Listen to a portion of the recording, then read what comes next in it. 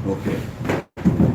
Magandang araw sa lahat na ating mga kapatid na nagsubaybay sa ating palatuntunan. Kasama ko ngayon si Brad Tata Rosal sa Catholic Faith Defenders at kasama din sa Society of St. Vincent de Paul. Kami po ay isang kasapi sa Vincentian family.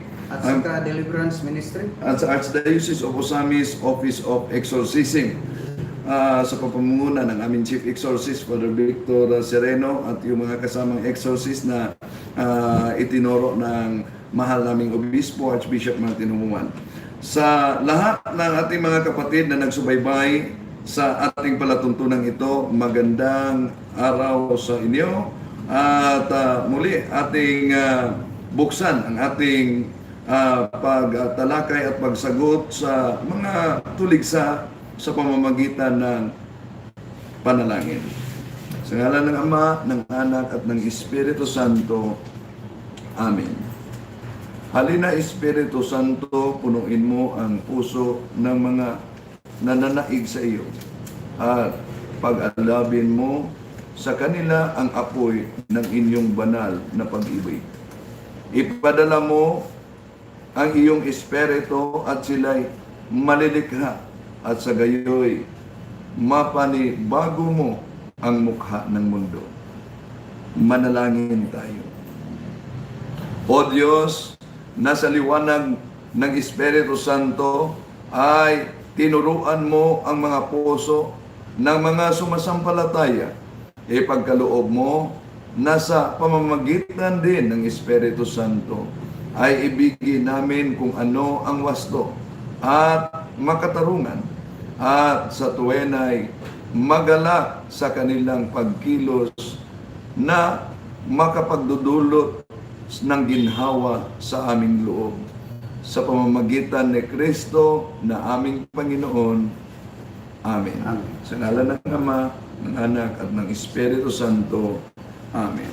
Magandang araw sa lahat na mga kapatid natin na nagsubaybay sa lahat.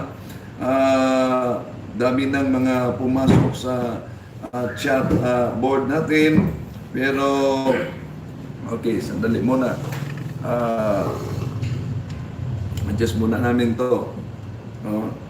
So, kasama ko si Brad Tata Rosal. Ito ang tagpo ng ating live ngayon na aming tatalakayin muna ang paksa sapagkat hindi lihim ng karamihan na yung tinatawag, yung mga pastor o mas kasabihan, yung mga pastor pag mapipiit sa larawan kumakapit, pag mag-iipit sila, sa larawan kumakapit. So, yun ang palagi nilang tuligsa sa atin. Hindi yun bago sapagkat noon pa man, lumitaw na ang mga erehe na allergic mismo ng mga larawan, no? Yung tinatawag na iconoclasm o iconoclastic images destroyers. Kaya nga, nagsagawa ang simbahan ng ikalawang konselyo sa Nicaea at tinalakay ito. At during the Council of Nicaea, it was decreed that the sacred images may be honored without idolatry.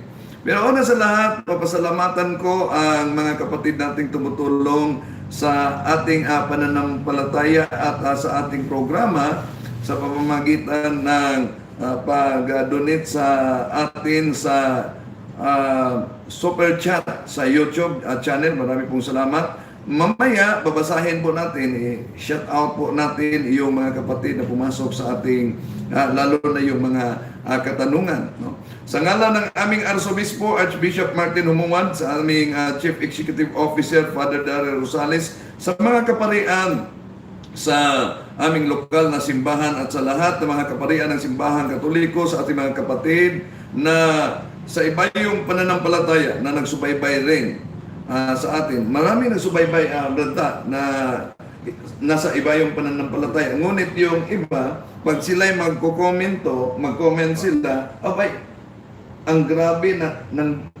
ng dila nila, napakatalas talaga. So parang nahawa nahawa ng virus sa kanilang pinuno na nagtatago at tumakbo sa Brazil. Okay. So mamaya, acknowledge natin yung mga kapatid natin. Ang dami ng mga pumasok sa ngayon. So si Brad Tata muna. Magandang umaga, Brad Tata.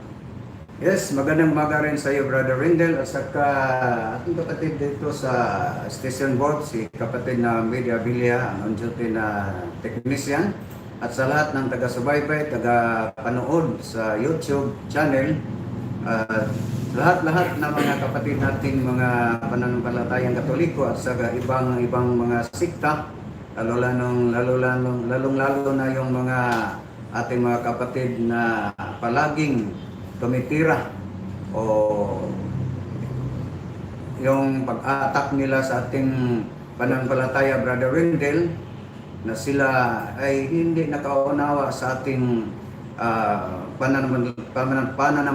pananampalataya. Ang hirap, ang hirap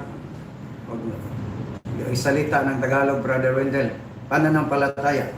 So sa lahat, God bless us all, and then welcome sa lahat, Brother Rendell. Okay, salamat po. Acknowledge muna natin si kapatid ng Archie. Meron siyang sabi sa comment niya, Brother Wendell, can we pose question during your live session? Why are you not Catholic? What are your objections?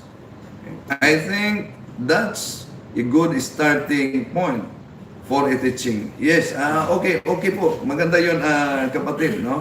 Archie? No, upang mayroong exchange of idea, lalo na sa ating mga kapatid na humihiwalay sa ating pananampalataya. Sapagkat karamihan na humihiwalay sa ating pananampalataya, yung mga Katoliko na walang background sa pananampalataya, kulang ang kanilang background historically, na doktrina sa doctrinal natin, no? Kulang sila ng background sapagkat hindi sumali sa mga naganap na Bible study. Pero yung mga pastor na matindi na ang background sa pagiging protestante, ngunit nagsuri ng mabuti, batay sa history, sila'y lumipat talaga sa simbahan Katoliko. Ang dami na. Isa na nito si kapatid na Paul Alima, dating ministro ng Saksi Jehovah, si kapatid na Noe Adora, at marami pa, no? Pati ang kanyang mga pastor, Brother Rendell. Yes. Nadala niya sa maging Katoliko. No, dami na. Kaya yung tinatawag na bad Catholics kuno, ayon sa kanila, lilipat yun sa mga nagsusulputang sikta. Ngunit yung mga good pastors, bumalik yun sa tunay na iglesia. Silang Brother Boy Nagrama. Sila si Bro Bo, no? Bo. Sister Eden, at marami pa, no? Okay, maganda yun na sugyot ng ating kapatid, Brother Archie. Okay, salamat po. So, sa ngayon, tatalakayin muna natin, mamaya ating i-acknowledge yung mga pumasok sa, lalo na yung mga katanungan. Isa sa mga mariing tinuligsa ng ating mga kapatid, Iglesia ni Cristo, at sa dating daan at iba pang mga nagsusulputan relihiyon. At ito ang dahilan kung bakit na maraming mga Katoliko ang humihiwalay sa pananampalataya ng Katoliko, lalo na yung sinasabi sa Acts and Decrees of Second Plenary Council, sapagkat maraming Katoliko are sacramentalized but not catechized, no? Hindi nila alam ang kanilang pananampalataya. So, kapag sabi ng isang pastor ng born again na naging pare, sabi niya, karamihan kasi, wag lang kayong magagalit, karamihan kasi, mas kabisado pa ang buhay ng artista kaysa buhay ng mga santo at sa ating pananampalataya. No? Yun ang problema. So kaya, sabi ng mga dakilang santo, fides quaerens intellectum. Faith seeking understanding. So, sa pagkakataong ito, kasama ni Brad Tata Rosal, nakiusap pala ako sa inyo mga kapatid, sa mga nakikinig ngayon at mga nanonood. Please, isalin nyo sa inyong dasal for the quick recovery of Father Dudong Cleope, yung kaibigan naming misyonaryo na nasa Basilan ngayon. Siya po'y nasa hospital sa ngayon, no? Sa Basilan. Sa Basilan. Sa Gila. No, sana ipagdasal niyo si Father Cleope for the for his quick recovery.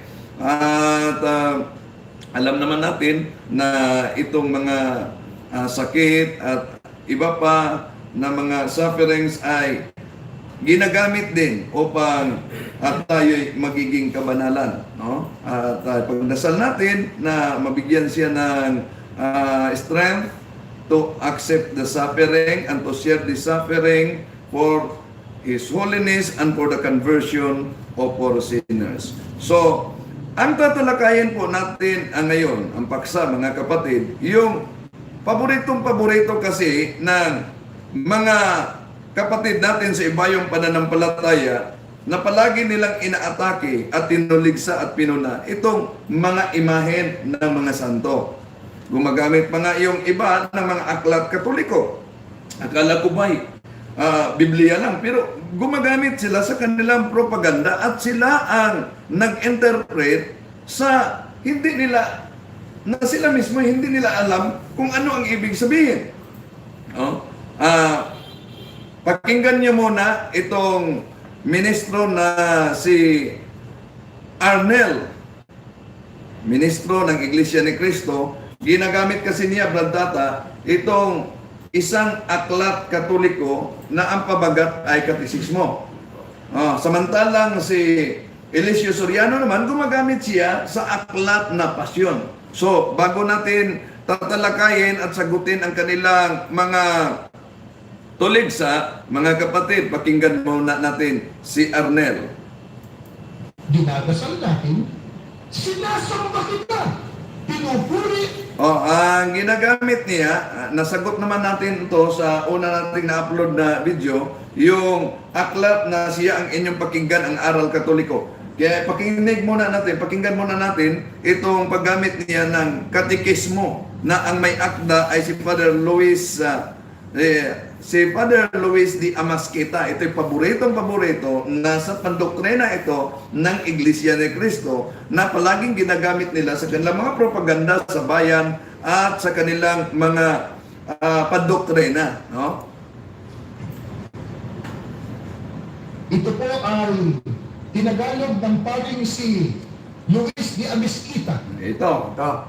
Pakinggan po ninyo ang kanyang sinasabi dito sa pahina 79, pagkatapos po at 82. Pagbangon mo sa banig. Sabi, natutulog ka. Gusto kasi banig noon no? Ngayon, hindi na yata uso banig Mas mabuti si Ella, hindi na pala uso sa iglesia ang banig ngayon. No? Ano ang uso sa kanila? Iwan ko na. Sa mga ministro, hindi na uso ang banig sa kanila. Okay. Pagbangon mo sa banig, agad kang manikihod sa harap ng isang krus o isang mahal na larawan. Bakit daw? Ituloy natin. Kung maninikihod ka sa tapat ng altar, magwika ka ng ganito, sinasamba kita. Yan ang palagi nilang propaganda sa iglesia. Hawak ko ang naturang aklat, mga kapatid, yung katisismo na sabi niya na itinagalog sa isang pare na si Father Luis de Amasquita at ginamit niya ang pahina 79, no? Sabi, sa pagbangon mo sa banig, no, agad kang manikluhod sa harap ng cross.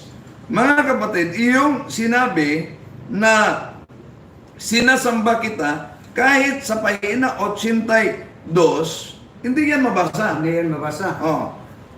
Ang una niya, sabi niya, dinagdagan niya. sabi niya, basahin po natin sa pahina 79 at ituloy po natin sa pahina 82. 82. Aba, yung binasa niya, nasa pahina 82 yun. Yung Yung simula niyang binasa sa pagbangon mo ng banig, di ba ba? Kita niyo, kung meron akong na-upload nito na video mga kapatid, pwede maaari niyong tingnan. Sa pahina 82, bakit sinabi niyang ituloy natin sa pahina 82?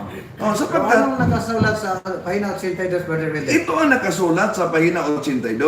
Sa pagbangon mo sa banig ay agad kang manikluhod sa harap ng isang krus o sa isang banal na larawan.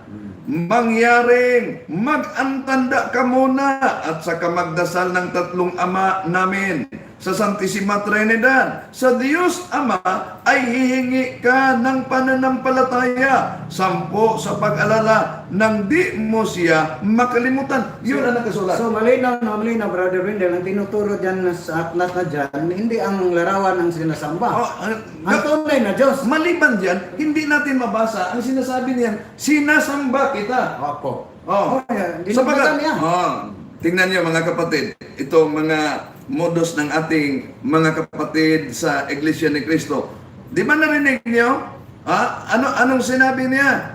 Basahin po natin sa pahina 79. Ituloy po natin. Okay, pakinggan natin siya. Pakinggan po ninyo ang kanyang sinasabi dito sa pahina 79 pagkatapos po at 82. Pagbangon mo sa banig. Sabi, natutulog ka. Gusto kasi banig noon no? Ngayon, hindi na yata uso banig Pagbangon mo sa banig, agad kang manikluhod sa harap ng isang krus o isang mahal na larawan. Bakit daw? Ituloy natin. Kung maninikluhod ka sa tapat ng altar, magwika ka ng ganito, sinasamba kita. Yan ang sinabi niya. Ituloy natin. Ibig sabihin, ituloy natin sa pahina 82. Ngunit, yung binasa niya, nasa pahina 82 yun. Binabanggit niya, kanina Brother Wendell, pahina 75. 79. 79. At ituloy umano sa pahina 82. Ngunit, yung simula na binasa niya, nasa pahina 82 yun. Wala sa 79. Hindi natin yan makita sa pahina 79. Ang nakasulat dito, sa pagbangon mo sa banig ay agad kang manikluhod sa harap ng isang krus o sa isang mahal na larawan. Wala tayong mabasa dito, sinasamba kita. Baka sabihin nila, may karugtong yan sa pahina 79. Kahit na tingnan natin ang sa pahina 79, wala pa rin tayong mabasa na sinasamba kita. Sapagkat ang nakasulat nito, datapuat kung di mo na malalaman yaon, dili rin mabilang ay ibabala mo sa nasa pare iyong asal mo. Ito'y tungkol sa kumpisyon. Wala tayong mabasa dito na sinasamba kita. So malinaw na dinagdagan niya ang binabasa ng libro. Yun. So ang tanong natin, Brother Wendell, masama ba o nandyan ba sa Biblia yung magdasal o magsamba na sa harap ng altar? Yan. Meron ba tayong mabasa? Meron tayong mabasa, Brother Wendell. Ang hindi natin mababasan, yung magsamba o magdasal sa harap ng dingding. Di ba, Brother Wendell? O kaya sa ilang simbahan, hindi yun altar ang dating yun, Brother Wendell. Ang dating yun, entablado. Wala tayong mabasa diyan sa Biblia na magsamba. Sapagkat, bago yan, brada, nakita natin, mabasa natin na ang templo ng Diyos, may mga banal na imahen na nakaukit sa templo ng Diyos ayon sa Ezekiel Kapitulo 41 versikulo 17 hanggang 22. Saka sa Second Chronicles Kapitulo 3 versikulo 7 hanggang 10, Brother Wendell. Wala silang mga imahe. Okay. So ibig sabihin, yung nakasulat sa Biblia, ang templo ng Diyos ay may mga banal na imahen. Kaya ang konklusyon natin, ito ba templo o kaya'y budiga lang? Data, tuloy mo. Atin sa babasahin, Brother Wendell, sa Ikalawang Hari, Kapitulo 18, versikulo 22. ating babasahin. Hindi rin niya maaasahan ang tulong ni Yahweh na pinag-uukulan ng mga altar sa mga burol ng kanyang ipinagbuwang. Sinabi pa niya sa mga tao na si Yahweh ang sambahin nila sa altar sa Jerusalem. So malinaw na malinaw, Brother Wendell, na magsamba tayo ni Yahweh Sa harap altar. sa altar. Oh. At alam ba nila na sa altar mismo, sa templo, ay may mga nakakulit na imahen? Baka hindi nila alam. Baka nabasa nila, Brother Wendell, pero hindi nila itinuturo. No, sa lungat sa kanilang pananampalataya. Okay. Palagi nilang ginagamit ranta, no? Itong nakasulat sa sa Exodo Kapitulo 20. Tatalakayin muna natin ito. Exodo Kapitulo 20, versikulo 3 hanggang 5. No? Ito ang paborito sa lahat ng mga pastor at mga ministro ang nakasulat. At ating itutuwid dito mga kapatid kung ang tinutukoy sa Exodo Kapitulo 20, versikulo 3 hanggang 5, ito ba'y mga larawan o imahe ng mga santo? Huwag kang magkaroon ng ibang mga Diyos sa harap ko. Huwag kang gagawa para sa iyo ng larawang inanyuan o ng kawangis man ng anumang anyo na nasa itaas sa langit o nasa ibabaw sa lupa o nasa tubig sa ilalim ng lupa. Huwag mong yuyukuran sila at paglingkuran man sila, sapagkat ako ay Panginoong mong Diyos, ay Diyos na manibughoin, na aking dinadalaw ang katampalasan ng mga magulang sa mga anak hanggang sa ikatlo at sa ikaapat na salin ng lahi ng mga papupuot sa akin. O, sabi ng mga ministro at ibang mga kaanib na malinaw, huwag niyong yuyukuran. Ibig sabihin, huwag luluhuran. At hindi lamang, ginagamit pa nila itong paborito nilang ginagamit na nakita niyo ang aklat na ang katisismo mga kapatid na tinagalog ni Father Luis de Amezquita na ayon sa narinig ninyo, binasa ni Arnel Tumunan sa Iglesia ni Cristo, ministro ni Felix Manalo, sa pagbangon mo sa banig, agad kang manikluhod sa harap ng isang cross o isang mahal na larawan. Kung manikluhod ka sa tapat ng altar, magwika ka ng ganito, sinasamba kita. Mga kapatid, hindi yan mabasa. Dinagdagan nila. Dinagdagan. So, sila ang tinutukoy sa yung Rabidel, nakasulat sa Pahayag. Na ang magdadagdag sa kasulatan, dadagdagan ng hampas, Brother Wendell. Okay, tuloy mo, brata. Okay. Maliban dyan, Brother Wendell, ating yung mababasa, yung si Propeta Josias, Brother Wendell. No, okay. Okay. Ating babasahin ang talata ni Propeta Josias. Sanali lang, Brother Wendell. Okay, sige. Una, Maliban sa paggamit nila ranta sa naturang aklat, gagamitin din nila ang nakasulat sa Biblia, sa banal na aklat, yung Awit Kapitulo 95, versikulo 6. Pakinggan po natin si Ministro Arnel, ministro ni Felix Manalo. Ang talata po ay 6. Pakinggan po ninyo. O magsiparito kayo, tayo'y magsisamba at magsilukod.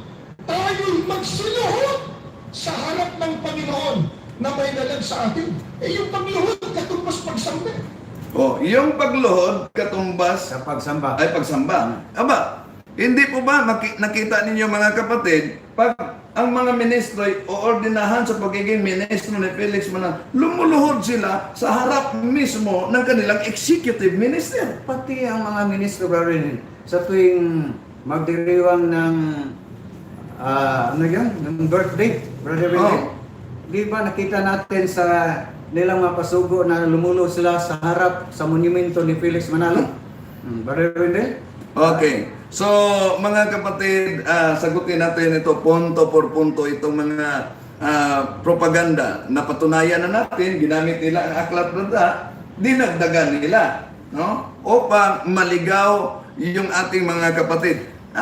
Sabihin nyo nga, makiusap kayo sa mga ministro nyo upang tingnan ang aklat. Kung yung binabasa niya, may nakasulat bang sinasamba kita? At yung sinasabi niya, malinaw, yung pagluhod sa harap ng rebulto, katumbas yun ay pagsamba. Una, gamitin muna natin itong The Living Bible. Sapagkat Protestant na salin ito, Protestant translation. Ito bang tinutukoy na palagi nilang ginagamit sa Exodo Kapitulo 20, versikulo 3 hanggang 5? Ito ba'y tumutukoy, Simulan natin sa uno. Tumutukoy ba ito sa mga imahen ng nasa loob mismo ng simbahan Katoliko? Okay. Buti itong translation sapagkat Protestant naman ito. No, hindi ito matawag na bias sa inyo yan. Okay. Exodo Kapitulo 20, versikulo, simulan natin sa 1 at hanggang 5. Ito ang nakasulat. I am Jehovah your God, who liberated you from your slavery in Egypt. You may worship no other God than me. You shall not take yourselves any idols. Yung Diyos-Diyosan. Idols. Malinaw na yan sa Webster's Dictionary. Idol is any representation of a false God. At malinaw yan sa definition ng Harper's Bible Dictionary. Ang sabi, all idols are images, but not all religious images are idols. Okay. Ituloy natin. You shall not make yourselves any idols, any images resembling animals. Animals. Manila, animals, birds or fish. You must never bow to an image or worship it in any way. So, malinaw, tinutukoy dito kung anong uri ng mga Diyos-Diyosan. So malinaw na malinaw ang tinutukoy dito sa Exodo 20, ang mga idols, Brother Wendell, kung Diyos. Hindi Yes. yun icon. Hindi yun sacred images. Malinaw na malinaw. So ngayon, tatalakayin muna natin na yung sinasabi nila na ang pagluhod umano'y katumbas niyan ay pagsamba. Kung tingnan po natin mga kapatid sa Exodo Kapitulo 20, versikulo 3 hanggang 5, sagutin natin, ituwid natin punto por punto. Huwag kang, ito ang nakasulat sa Tagalog, huwag kang magkaroon ng ibang mga Diyos sa harap ko.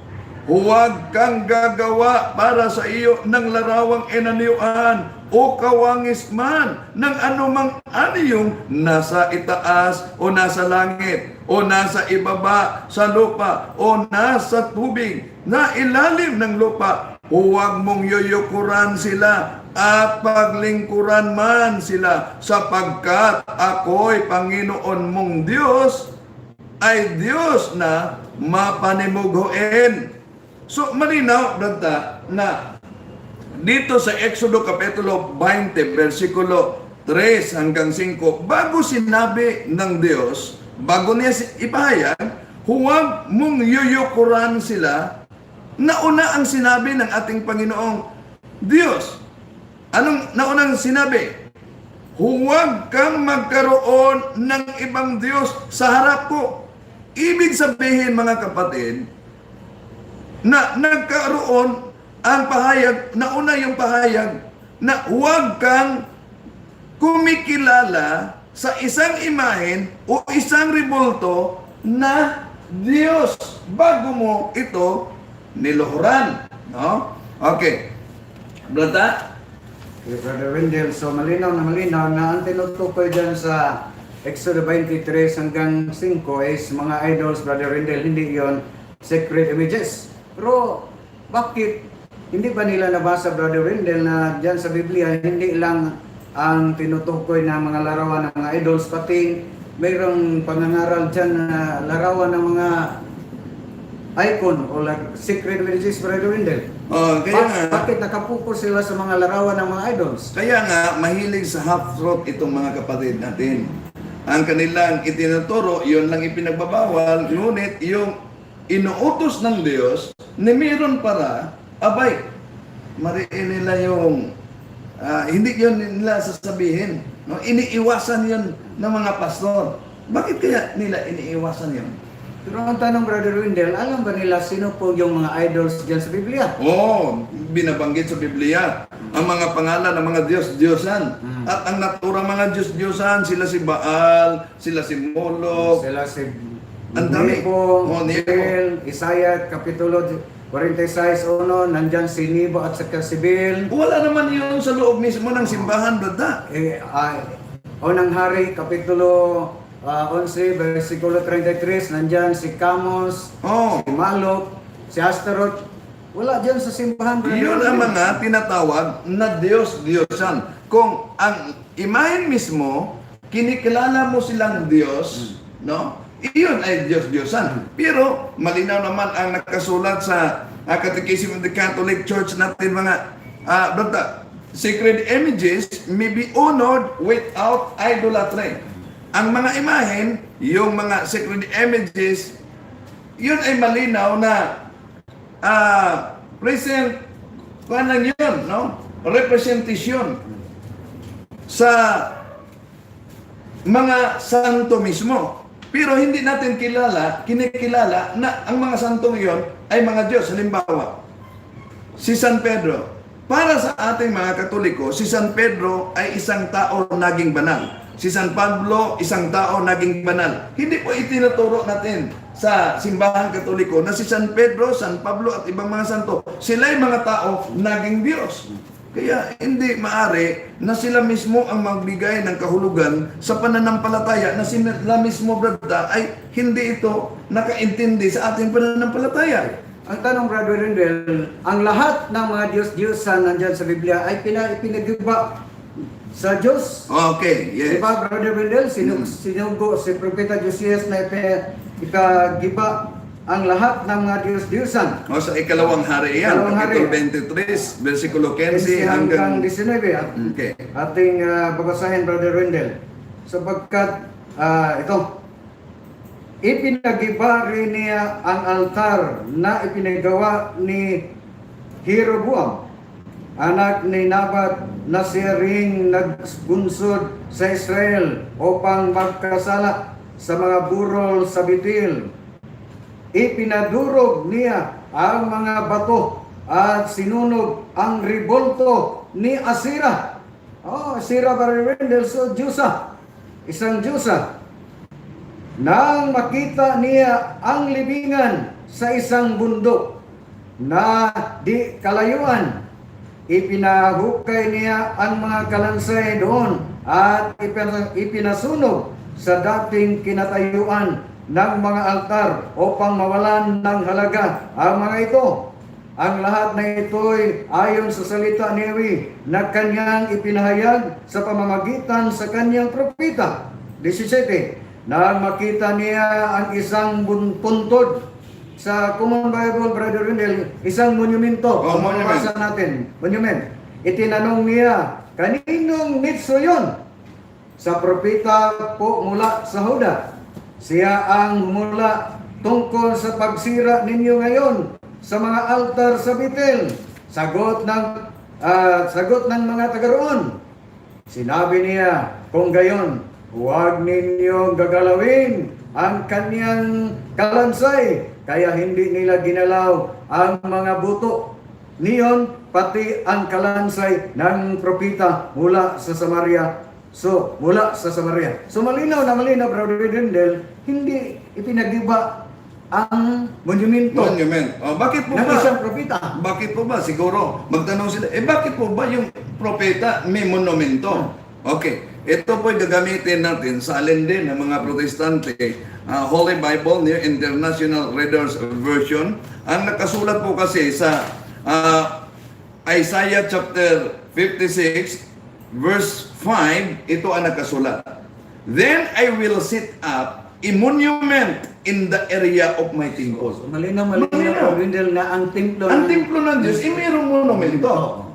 Kaya nga, hindi ipag-iba yung monumento ng propeta. Ngunit yung monumento ng Diyos-Diyosan, abay, giniba, sinunog yun.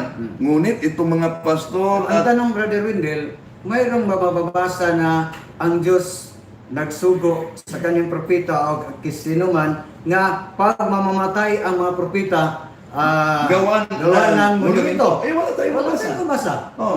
Pero bakit? Ang propeta Brother Wendell na yung mga propeta kung mamamatay, meron silang monumento. At hindi yun ipinag-iba.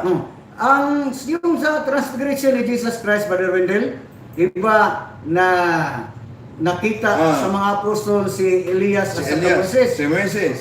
Bakit Bakit nakilala? nakilala nila yung katabi ng ating Panginoong Hesus ay si Moises at si Elias na matagal naman ang panahon Hindi nila nakita ng personal si Moses at si Elias. sapagkat malinaw kung itong Protestant na salin ito ang Isaiah chapter 56 verse 1, then I will set up a monument. Ay bakit ginamit niyo yung salin na yun sa Protestante yan? Upang patunayan na meron palang salin nila na hindi pumapabor sa kanila. Ha? So malinaw na malinaw ang ilang tinutukoy ang mga Diyos-Diyosan, hindi yun mga larawan ng mga imahe ng mga balaan o mga banal o mga santo, Brother Wendell. Ngayon, sabi nila, kung hindi niyo kinikilalang Diyos ang mga santo o mga imahe ninyo mga Katoliko, bakit po ba kayong mga Katoliko nagproposisyon ng mga santo? Iyon ang kadalasan nating marinig sa mga kapatid natin sa iba yung pananampalataya. Bakit niyo pinoprosesyon ang mga imahe ng mga santo? Una sa lahat, mga kapatid, wala naman po tayo mabasa sa Biblia. Di po ba yung kanilang pananampalataya, sola scriptura? Wala tayong mabasa sa Biblia, brada, na pag ang imahe ng santo ay prosesyon, yung pagprosesyon ay pagkilala na ang santo o imahe o larawan ay Diyos na. Hindi yan mabasa. Katunayan, mga kapatid, hindi masama ang pagprosesyon. Bakit hindi masama ang pagprosesyon? At hindi rin ito nangangahulugan na sinamba na natin ang pinagproposisyon natin na imahen. Bakit? Dahil noon pa man, mga kapatid, sa panahon ni Propeta David at Propeta Joshua, malinaw na may silang dalawa, mga tao at mga alagad ito ng Diyos. Mga propeta. Nagsagawa sila ng prosesyon. Baka hindi nila alam.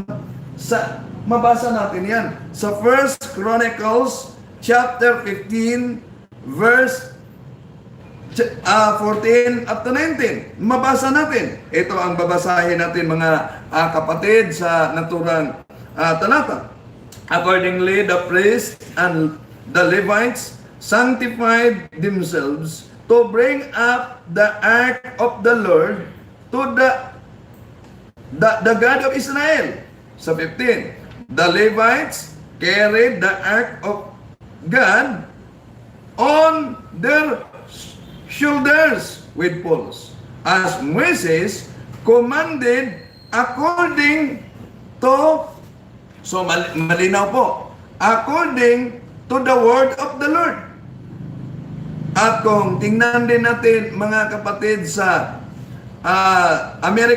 New American Bible, Joshua Kapitulo 6, versikulo 6 hanggang 7, ang mabasa, summoning the priest Joshua, son of Nun, said to them, take up the ark of the covenant with the 7 of the priests carrying. Kung tingnan natin ang The Living Bible, ang nakasulat sa Joshua chapter 6 verses 6 up to 7, malinaw, prosesyon talaga ang binabanggit, ang nakasulat. Nagsagawa sila ng prosesyon. Oh. Protestant Bible yan, Brother. Oh, Protestant. Sa The Living Bible. Joshua chapter 6, verses 6 up to 7, nagsagawa sila ng prosesyon. So malinaw na binuhat nila at pinasa nila ang Ark of Covenant, yung tinatawag na Arko ng Tipan. At nilibot nila sa lungsod o syudad. At ginawa nila. Ito'y halimbawa ng prosesyon. At take note, mga kapatid, na hindi lang basta-basta na Ark of Covenant ang kanilang ginagawa, ang kanilang ipinagprosesyon brada. Dahil sa taas nito, sa Mayroong itaas ng takip, mayroong dalawang estatwa, imahen ng kerubin. Kon anghel. Oh. Mabasa natin yan, brada, dito, The Living Bible rin. Numbers chapter 7, verse 89. Whenever Moses went into the tabernacle to speak with the Lord, he heard the voice speaking to him from between the two cherubim above the ark's cover, the place of atonement that rests on the ark of the covenant. The Lord spoke to him from there. O, saan ba makipag-usap si Moises? Sa Diyos, sa pamamagitan sa dalawang imahen na kerubin. So malinaw na malinaw, Brother Wendell. Maliban dyan, Brother Wendell, ang talata sa ikalawang hari, kapitulo 19, versikulo 15 hanggang 17, Brother Wendell. Isang propeta nagdasal sa harap ng dalawang kirubin, Brother Wendell. Oo. Sa harap ng dalawang kirubin. Babasahin na ito, Brother Wendell. Ang si propeta Ezekias nagdasal sa harap ng dalawang imahe ng anghel con cherubim. Basahin natin ang ikalawang hari, kapitulo 19, versikulo 15 hanggang 17. Ating babasahin. At nanalangin ng ganito si propeta Ezekias yan, Yahweh, Diyos ng Israel, na nakaluklok sa trono sa itaas ng kirubin. Sa trono sa taas ng kirubin, kayo lamang ang Diyos ng lahat ng kaharian sa ibabaw ng lupa. Kayo ang lumikha ng langit at ng lupa. So malinaw na ang isang propeta, Brother Wendell, nagdasal sa harap ng dalawang kirubin. So, mayroong estatwa ng kirubin. Ibig ba sabihin, yung estatwa ng kerubin ay kinikilala na ng Diyos? And yun, kasi diyan sa Exodo Kapitulo 25, versikulo 18 hanggang 22, nagpagawa ang Diyos through Moses ng dalawang kirubin. Hindi lang yun dayan-dayan o decoration, Brother Wendell. Nandun siya makikita, meaning nandyan ang presensya ng Diyos sa dalawang larawan ng imahe ng mga kirubin, Brother Wendell. So, kaya, brother, tulad ng mga kapatid nating mga Katoliko, sa ating pagsagawa ng pagprosesyon tuwing piyesta, hindi nangangahulugan na yung mga imahen na o estatwa ng mga santo, Mahal Birhen Maria, ay kinikilala natin na Diyos sa pamamagitan ng pagparada o pagprosesyon. Bakit hindi nila tinuligsa yung dalawang mga propeta na gumawa na noon sa binanggit natin at tinalakay natin na talata, gumawa na sila si David, sila si Joshua, nagsagawa sila ng prosesyon. Bakit hindi nila tinuligsa? So, yun ang pinagbatayan natin sa tradisyon natin. ibig sabihin, Brother Wendell, yung ating mga kapatid na sa iba't ibang mga sikta, hindi lang yun sila Bible alone. Bible text selection yun. Oo, yun. Selection lang, i-select lang nila ang mga gusto nilang nasa Biblia. Hindi nila ipangaral ang lahat ng anong nandyan sa Biblia, Brother Wendell. Okay. At maliban dyan, kung tingnan natin ang Good News Bible, mga kapatid, mabasa po natin ang sa Kolosas, Kapitulo 2, versikulo 15. Ito ang mabasa natin. And on that cross, Christ freed himself from the power of the spiritual. Ito yung mabasa na. Rulers and authorities. He made a public spectacle of them by leading them as captives in his victory procession. Merong victory procession. Iyang tanong. Anong pagkapanalo? Procession. Saan siya nanalo? Sa pamamagitan sa pagpako at pagkakamatay ng cross. Kaya isinigawa natin ang prosesyon upang ating inaalala yung pagkapanalo ng ating Panginoong Jesucristo laban sa kasamaan. So malinaw, Brother Wendell, hindi lang yung tradisyon sa ang ating pananampalataya. Hindi, mayroong biblical foundation, Brother Wendell. Ang lahat ng binabasa natin, ng practice natin mga Katoliko, nandyan sa Biblia, mababasa yung prosesyon. At saka, mayroon pa sa tanong, Brother Wendell, yung tuwing magpipista tayo ng Santo Niño, yung mababasa na... May sinulog tayo. Sinulog tayo. Meron tayong mababasa dyan, brother. Meron tayong mabasa sa Tagalog na si Propeta Samuel, at Propeta David, ikalawang Samuel, Kapitulo 6, ating babasahin, Brother Wendell, versikulo 16. Ating babasahin na yung mag-consider natin na nagsasayaw o nagsinulog.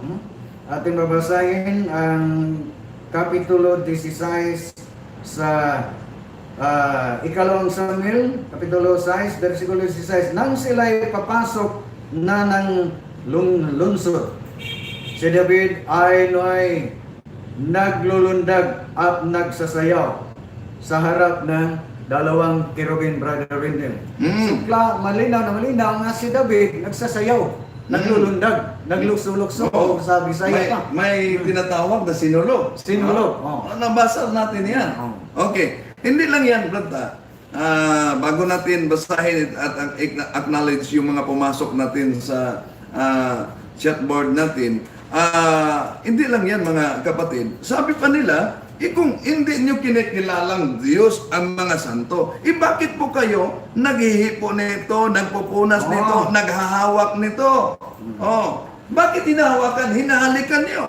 Hindi ba yun pagkilala na Diyos niyo na ang mga imahe ng mga santo? Mga kapatid, kung yung doktrina nila ang mabasa lamang sa Biblia ang paniniwalaan, bakit? Meron ba tayong mabasa pag humipo ka sa larawan, pag pinunasan mo yung larawan, pag hinalikan mo yung larawan, ibig sabihin ang larawan ay Diyos na? Hindi.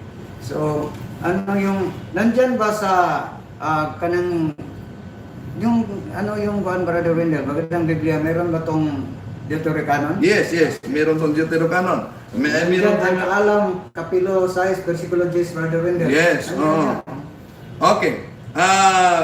Una, mga kapatid, itong pagpupunas, itong paghahawak, lalo na yung paghalik, hindi iyon bago. Hindi iyon imbento ng Iglesia Katolika. Bakit? Kung tingnan natin sa Biblia, meron tayong mababasa. Okay. Halimbawa, kung ang paniniwala ng mga Protestante, bakit po kayo gumagawa ng mga imahen o larawan na ang Diyos ay Espiritu? Yun ang kanilang palaging ginagamit. Pero bakit? Hindi ba nila alam na ang Diyos ay gumagamit ng larawan upang ipadaloy ang kaniyang kapangyarihan para sa mga tao? Halimbawa, mabasa natin sa Números, Kapitulo 21, versikulo 9. Di ba, inutusan niya si Moises na magawa ng ahas na tanso upang sino mang tao na makakita nito na nakagat ng ahas ay siya'y gagaling sa naturang sakit. Opo. Tingnan nyo, pakibasa nga, brada, sa Números, Kapitulo 21, Bilang, Kapitulo 21, versikulo 9, kung ano ang nakasulat. Bilang Kapitulo 21. 21, versikulo 9, sapagkat kung ang kanilang pananampalataya, bakit kailangan pa magawa kung diretso na lang tayo sa Diyos? Bakit ang Diyos nag-utos pa na magawa? Bakit hindi niya idiniretso na lang ang kanyang kapangyarihan? So ating basahin, Brother Brother? Wendell, Gawa, Yes. Kapitulo 21, 9. 9. Gayon nga ang ginawa ni Moises. Mula noon, lahat ng matuklaw ng ahas, ngunit tumingin sa ahas na tanso ay hindi mamamatay.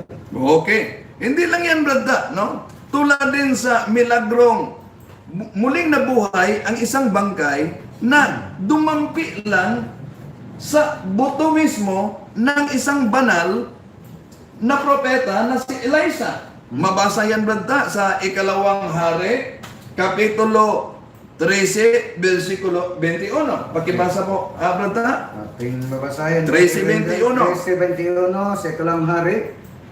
Ganito ang mababasa natin. Minsan, may mga Israelitang naglilibing ng isang lalaki. Walang ano-ano. May natanawan silang pangkat na palapit sa kanila. Kaya't dali-dali nilang ipinasok ang bangkay sa libingan ni Eliseo. Nang ito'y sumayad sa kalansay ni Eliseo, nabuhay ang bangkay at bumangon. Klaro, no? Klaro, mga kapatid, malinaw na yung bangkay muling nabuhay ng Sumayad. sumayad ang kaniyang katawan Sa kalansay. kalansay mismo ng isang propeta. Yun ang tinatawag na relikya. Okay. Dito sa atin, meron tayong first class relic. Ito po, mga kapatid, ang first class relic ng isang santo. Buto po ito ng santo na ginagamit sa muling nag-bless nito si Archbishop Martin Humuan. At meron ding third class na relic galing kay Saint Padre Pio, no? So, malinaw sa Biblia mismo, nakita natin na ang kapangyarihan ng Diyos ay dumaloy sa pamamagitan ng relikya mismo ng banal, no? Hindi lang sa mga bagay o relikya, mga kapatid. Hindi lang yan. Kundi tulad din sa mga buhay at kahit sa mga panyo. Di po ba nila nabasa sa panahon mismo ni San Pablo, yung mga panyo ang ipinunas sa kaniyang katawan at ipinunas sa mga taong may sakit o lalo na yung sa mga sinaniban at sila'y gumagaling. Mabasa natin yan, brada, sa Gawa ng mga Apostol, Kapitulo 19, versikulo 11 hanggang 12. Pakibasa po, brada. Basahin natin, Brother Rendell. Oo. Gawa, Kapitulo 19, 11 hanggang 12. At gumawa ng mga pambibihirang kababalaghan ang Diyos sa pamamagitan ni Pablo. 12. Kahit panyo o dilantar na kaniyang ginamit ay dinadala sa mga may sakit. Gumagaling ang mga ito at umalis sa kanila ang mga masasamang espiritu. So malinaw, Brother Wendell. Yung mga kapatid natin na nasa iba yung pananampalataya, sabi nila, may mabasa ba na utos ng Diyos na humawa kayo, magpunas kayo, umali kayo ng larawan? Letra po letra, gusto sila. Okay, tingnan natin. Sa himala mismo ng isang babae na humawak sa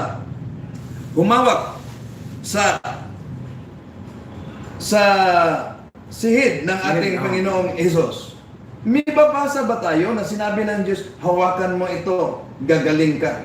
Hindi. Pero batay lang yun sa kanyang paniniwala. May mabasa ba yan na ang isang babae ay humawak lang at nang humawak na siya ay napagaling?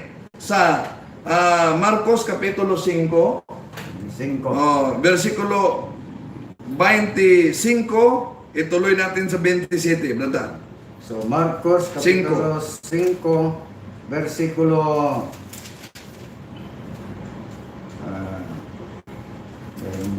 sandali lang. Marcos Kapitulo 5, versikulo 25, Versikulo 25, 27. Okay. 27. May isang babae roon na 12 taon ng dinudugo at lubhang nahirapan. Marami na nanggagamot, kung manggagamot ang tumingin sa kanya at naubos na ang kung kapapagamot na ang kanyang ari-arian. Ngunit hindi siya napabuti kahit kaunti, bagkus at lalong lumubha. 27. Narinig niya ang sinasabi ng mga tao tungkol kay Jesus, kaya nakipagsiksikan siya hanggang sa makalapit sa likuran ni Jesus. At hinipo niya ang damit nito. So maliwanag, Brother Rendel, na hinipo niya ang damit nito. 28. Sapagkat sinabi niya sa sarili, mahipo ko lang ang kanyang damit ay gagaling na ako. So, malino na may Brother Rendel. Kung ituloy natin sa 29, ng paghipo niya, gumaling niya siya. 29. Biglang tumigil ang kanyang pagdudugo at naramdaman niyang magaling na siya.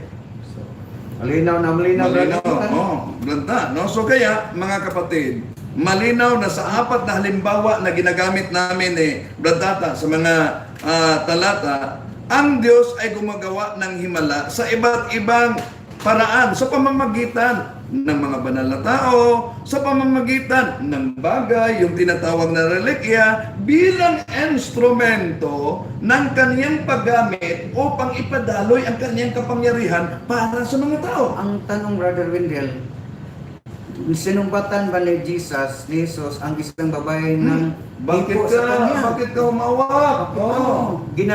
Pinagalitan ba ni Jesus ang isang babae? At inutos ba ni Jesus, humawak kayo, gumagaling kayo? Hindi yun. So, ibig sabihin, yung mga ginagawa nating mga Katoliko ay malinaw, nakasulat yun sa Biblia, Branta. So meaning, Brother Wendell, ang ating mga pangangaral nandyan lahat sa Biblia, Brother Wendell. At hindi naman ibig sabihin na sapagkat ating pinupuri, ating nagsagawa tayo ng veneration sa mga sacred images, yung mga larawan ay kinikilala na natin na mga Diyos. Sapagkat malinaw po ang turo ng simbahang Katoliko ayon sa Catechism of the Catholic Church, mga kapatid.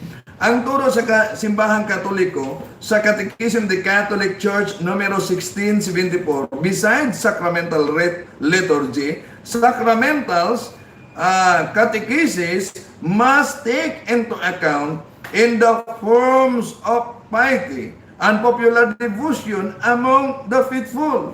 The religious sense of Christian people has always found expression in various forms of piety surrounding the church sacramental life, such as veneration of relics, visits of sanctuaries, pilgrimages, procession, and Station of the Cross, religious dances, the Rosary, medals, at iba pa. At ayon din naman sa Catechism of the Catholic Church numero 1675, these expressions of piety extend the liturgical life of the church but do not replace it. So, malinaw ang iba't ibang anyo ng pananampalataya ay ginagawang mga kabuluhan tulad sa mga prosesyon, pangrelihiyosong pagsayaw, pilgrimage, at iba pang mga aktibidad. Malinaw ang turo ng Iglesia Katolika ay hindi ipinalit ang totoong Diyos para lang dito. At ang layunin lamang ng mga ito ay paluin ang maliturhiyang ng Santa Iglesia. Kaya nga, malinaw ang sabi, brada, sa Juan Kapitulo 7, versikulo 24, huwag kayong hahatol batay sa inyong nakita. So, maliban dyan, Brother Wendell, ating babasahin yung pinaka-favorito kong Brother Wendell, yung Living Bible. Oh, the Living Bible. So, sumasalungat ko, Brother Wendell, ang lahat ng mga kumukontra sa crucifix, Brother Wendell, tinatawag ni Apostol Pablo na mga yun sa kuwan? Mangmang? No, mga Mangmang, Brother Wendell. sa English, foolish. Foolish. Foolish.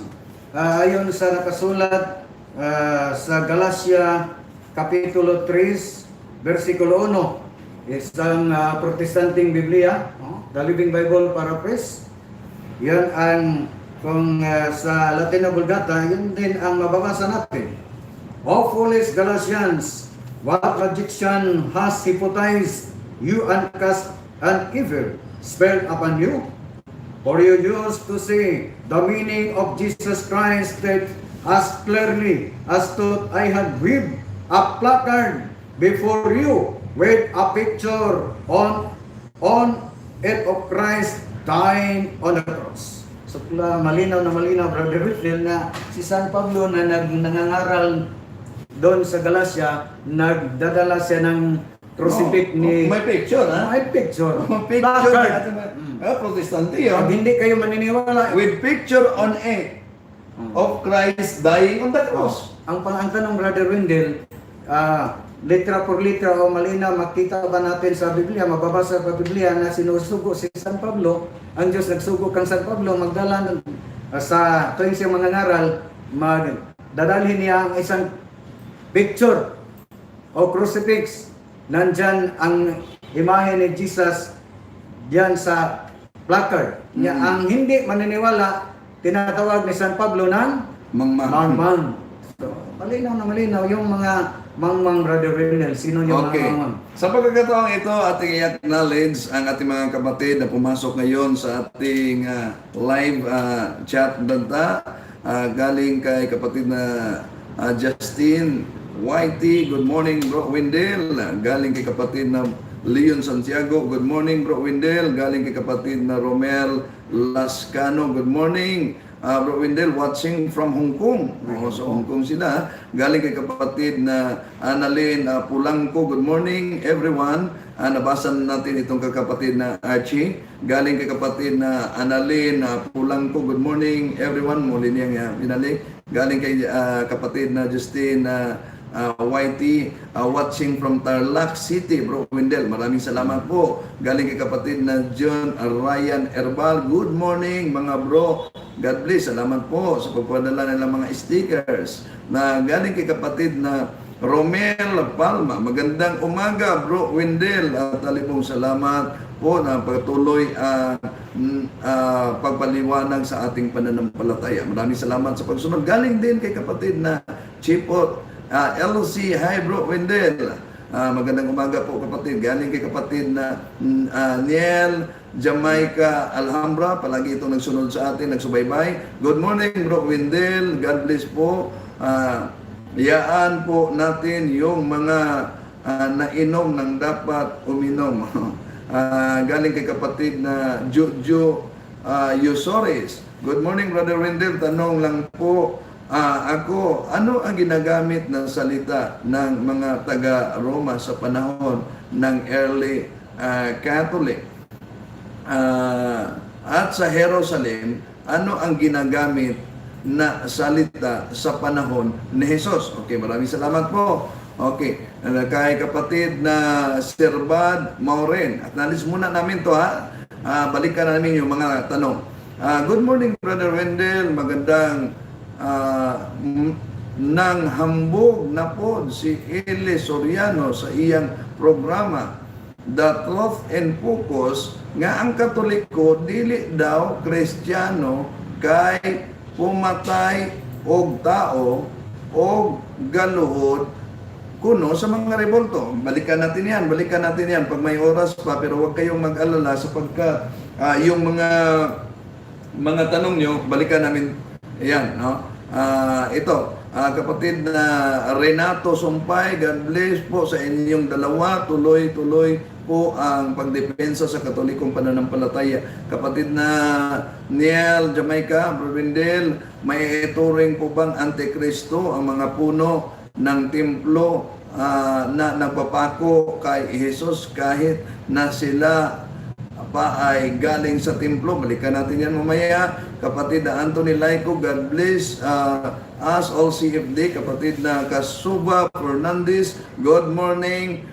God bless sa inyo, Brad. Kapatid na Simbad Maureen, kanus akaha sila muatubang ninyo ni Father Darwin o ni Brad Melchior, mahibawan ang tinuon. Salamat. Galing kay kapatid na Chipot, salamat po sa pagpadala ng sticker sa ating YouTube super chat. Salamat kapatid. Sa kapatid na Alfredo Asibochi, good morning po bro. Tanong ko lang, anong lengguwahe ang salitang Guadalupe at anong ibig sabihin? Pakiliwanag lang po. Maraming salamat po. Balikan natin yan. Yung mga tanong na sapagkat kunti na lang ang oras natin, bukas, Pwede bukas na lang. sagutin namin punto por punto. No? Kunti na lang ang nanatiling oras namin. Acknowledge lang namin ito mga kapatid na pumasok.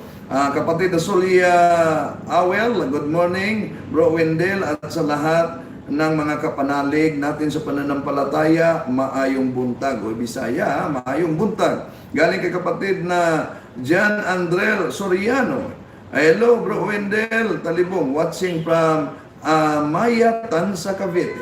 Galing kay kapatid na Benji Sibelia. Good morning. Tanong ko lang, bro, may mabasa ba na yung mga apostol igagawa ng mga imahe, yung kasi lagi ang tuligsa laban sa... Sagutin natin na bukas, no? Gamit ang mga history sagutin natin na. Kunti na lang ang natira naming oras sapagkat gamitin natin ang history. Malinaw na si St. Leo, siya ay Unang isang pinto. Yan ang nagpinting sa imahe ni Mama Mary.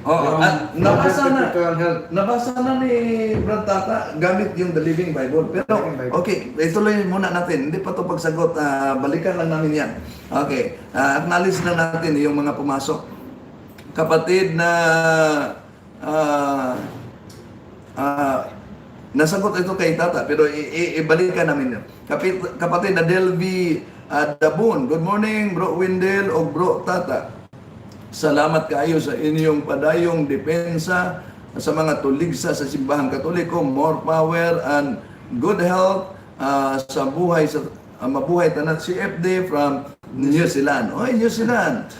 Kapatid na Luloy Hermonas, good morning Bro Wendel, watching from Compostela.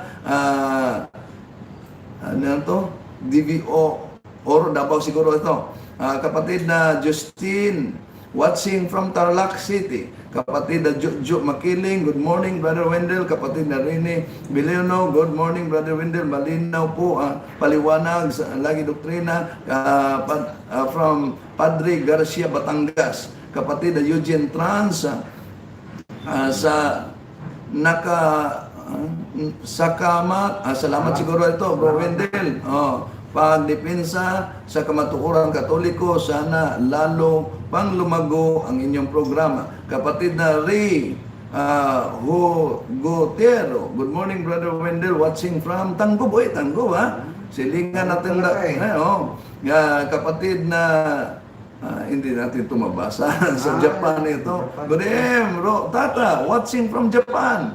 Kapatid na Cordoroy, good morning Bro Wendel and Bro Tata, God bless. Kapatid na Nel Alhambra, bro, tanong ko lang, may katapusan po ba ang paghihirap sa impyerno? Wala, eternal damnation na yun.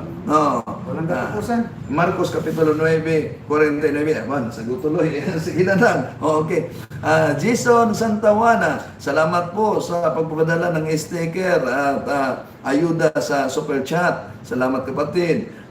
Kapatid na Tam Gonzales, maraming mga simbahan ay meron na audio visual or yun, projector. Sana habang Liturgy of the Word, nasa projector din ang mababasa dito sa katedral.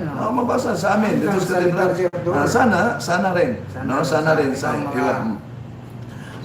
Santos Anthony Comeda, sana magpatuloy-tuloy para maraming tayong mga kapatid na maliwanagan sa totoong iglesia ni Cristo. God bless niyo sa lahat ng CFD. Salamat po. Kapatid na Lady Violet, good morning. Bro Wendell, Brad Tata, watching from Hong Kong. God bless all. Catholic Defenders, Gute Maria, kapatid ng Chipot, LC, mas marunong pa sila mag-explain sa mga doctrine natin. So salamat po kapatid na Henry Limpian Sahulan.